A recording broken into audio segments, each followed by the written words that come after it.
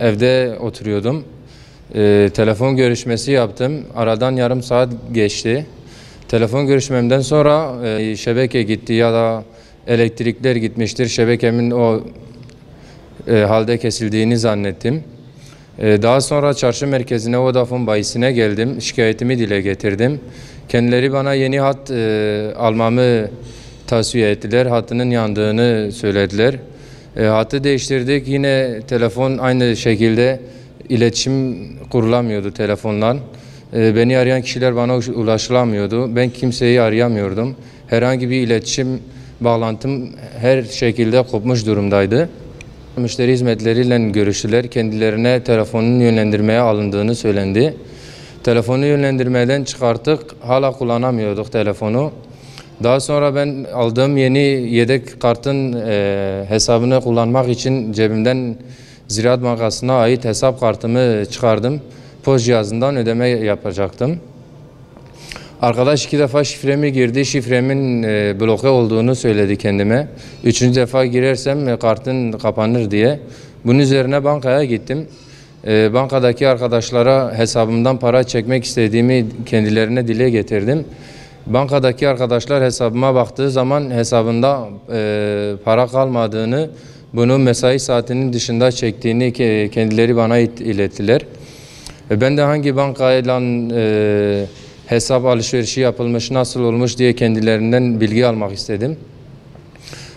Benim hesabımdan sahte bir ehliyetle, sadece ehliyetin üstünde benim ismim, soy ismim, TC'm var. Ehliyetin fotoğrafı yanlış.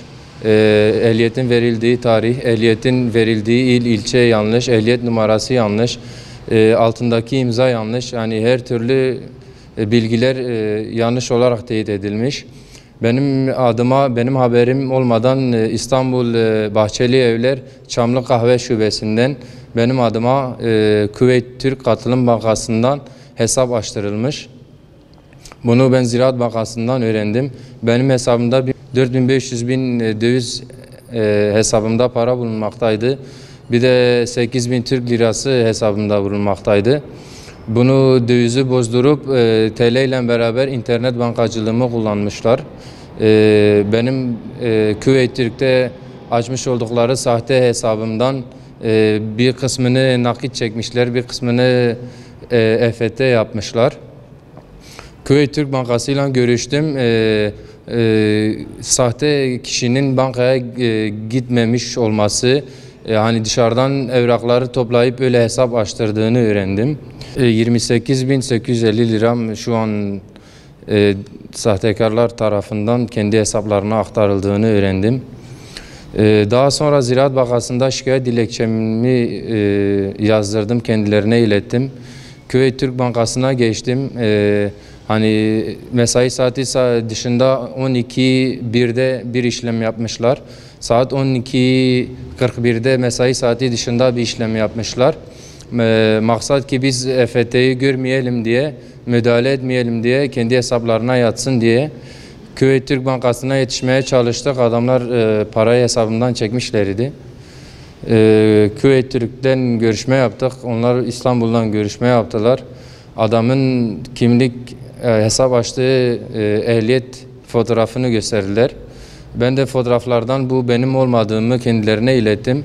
Benim ehliyetimi kendilerine ilettim.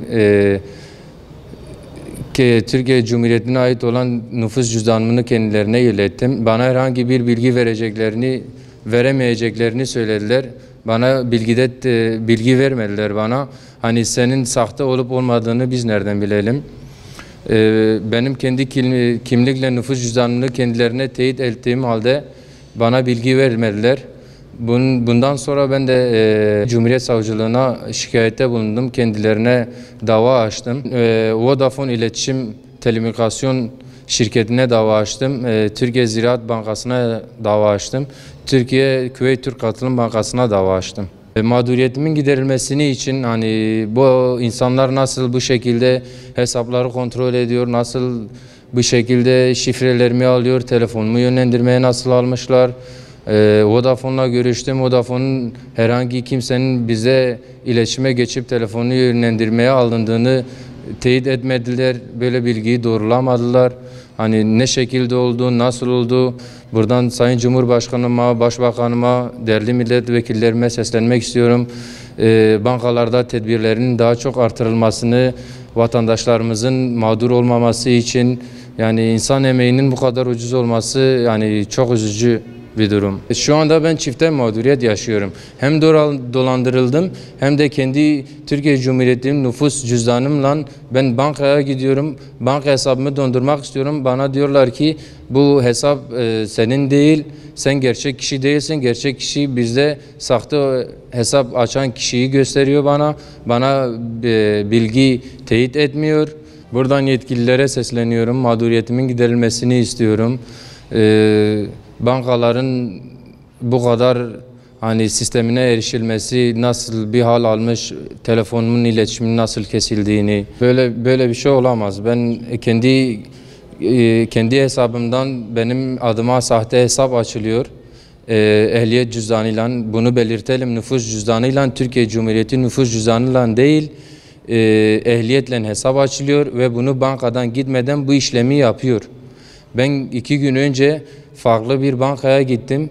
Nüfus cüzdanımı benden almayana kadar hesap açtırmadılar bana. Ne ehliyetle ne de geçici kimlik kartımla. Hani bu bankanın nasıl böyle bir açık zayiat verdiğini ben şu an anlamış değilim. Herkesten şikayetçiyim, devamının arkasını bırakmayacağım. Bu şekilde bankaların sistemine girip nasıl o kadar parayı çekmişler, nasıl EFT yapmışlar, nasıl havale yapmışlar, nasıl telefonumu durdurmuşlar. Ben bu işin arkasında duracağım.